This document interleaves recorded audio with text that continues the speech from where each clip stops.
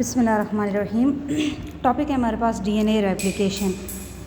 DNA replication का क्या मतलब होता है? देखिए, डीएनए का मतलब हमें पता है कि हमारा हेरिडिटरी मटेरियल है डीऑक्सीराइबोन्यूक्लिक एसिड।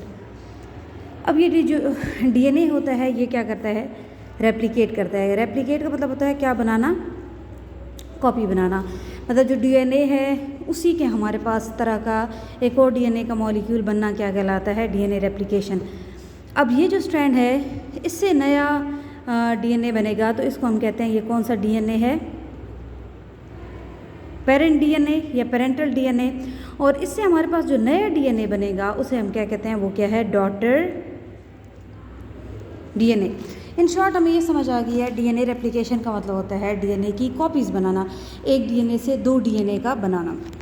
अच्छा, अब डीएनए किस तरह कॉपी बनाता है? इसके लिए कितनी तरह के मॉडल्स पेश किए गए? तीन। एक को कहते हैं डिस्पर्सिव मॉडल, एक को कहते हैं कंजर्वेटिव मॉडल और एक को कहते हैं सेमी कंजर्वेटिव मॉडल।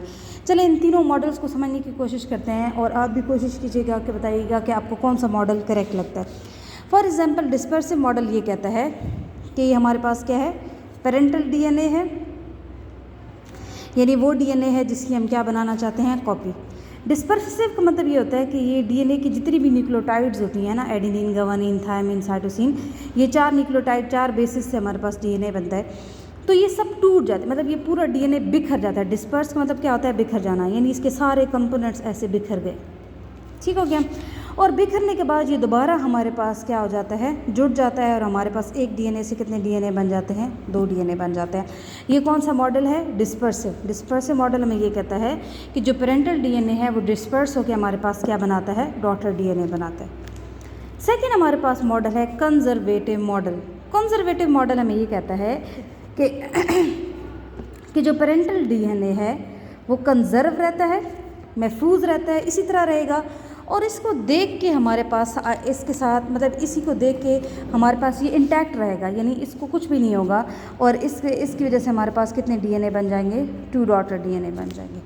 ये कौन सा मॉडल है हमारे पास? कंजर्वेटिव। अब आ जाते हैं सेमी कंजर्वेटिव। सेमी किसे कहते हैं? हाफ, आधा। और कंजर्वेटिव किसे कहते हैं? महफूज होना। ये मॉडल हमें ये कहता है कि जो हमारे पास डीएनए होता है, फॉर एग्जाम्पल ये डीएनए है, ये कॉपीज़ बनाना चाहता है तो ये नीचे से क्या होना शुरू हो जाएगा? ओपन होना शुरू हो जाएगा। ठीक है, ये वाला भी स्ट्रैंड खुल गया, ये वाला भी स्ट्रैंड खुल रहा है। जैसे हम चुटिया को ओपन करते हैं, जिसमें चुटिया में तो 3 स्ट्रैंड होते हैं लेकिन डीएनए में 2 स्ट्रैंड होते हैं, या जो जिप होती है उसमें। अब ये भी खुल गया, ये भी खुल गया। ये कौन सा डीएनए है? पेरेंटल। और ये भी कौन सा है? पेरेंटल। अब सेल के अंदर क्या होते हैं? सेल के अंदर हमारे पास नाइट्रोजनस बेसेस होती हैं जो आग इस तरह क्या हो जाती हैं? इस डीएनए के सामने अरेंज हो जाती हैं और हमारे पास इस तरह करके क्या हो जाता है? डीएनए। इसका मतलब है कि हमारे पास जब 2 डीएनए नए बनेंगे, ठीक है, तो उसमें एक स्ट्रैंड पुराना होगा और एक स्ट्रैंड क्या होगा? नया होगा। तो रेड कलर में जो मैंने बनाया है ये कौन सा स्ट्रैंड है? ये है डॉटर स्ट्रैंड। और जो ब्लू कलर का है वो हमारे पास क्या है? पेरेंटल स्ट्रैंड है। सेमी कंजर्वेटिव का मॉडल ये है कि हाफ पेरेंट का डीएनए होगा और हाफ किसका होगा? डॉटर डीएनए होगा। ठीक है, यानी आधा डीएनए महफूज रहता है और उसके सामने हमारे पास आधा क्या आ जाता है? एक स्ट्रैंड पुराना होता है और एक क्या होता है? नया होता है, तब जाके हमारे पास डीएनए रेप्लिकेट करता है। तो आपके सामने ये तीनों मॉडल्स मौजूद हैं। आपको समझ आ गई होगी कि जो सेमी कंजर्वेटिव मॉडल है that is more accurate, that is more correct. Okay, अब हमारे पास 2 साइंटिस्ट थे, एक का नाम था मिसेल्सन और दूसरे का नाम था स्टॉल।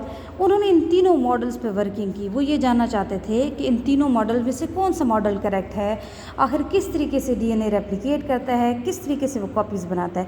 तो उन्होंने कब एक्सपेरिमेंट किए थे? 1958 में। उन्होंने काफ़ी ज़्यादा वर्किंग की और इस वजह से उनको क्या मिला था? नोबेल प्राइज़ भी मिला था। और उन्होंने ये साबित किया कि जो डीएनए कॉपीज़ बनाता है वो किस मॉडल के तहत बनाता है? वो बनाता है सेमी कंजर्वेटिव मॉडल। चले उनका एक्सपेरिमेंट देखते हैं। उन्होंने एक मीडियम लिया और उसके अंदर किसको ग्रो कराया? बैक्टीरिया को। ठीक है, ये आपके सामने जो मैं बना रही हूँ, ड्रॉ कर रही हूँ, ये कौन है बेटे? बैक्टीरिया। और इस मीडियम के अंदर उन्होंने नाइट्रोजन भी डाली थी।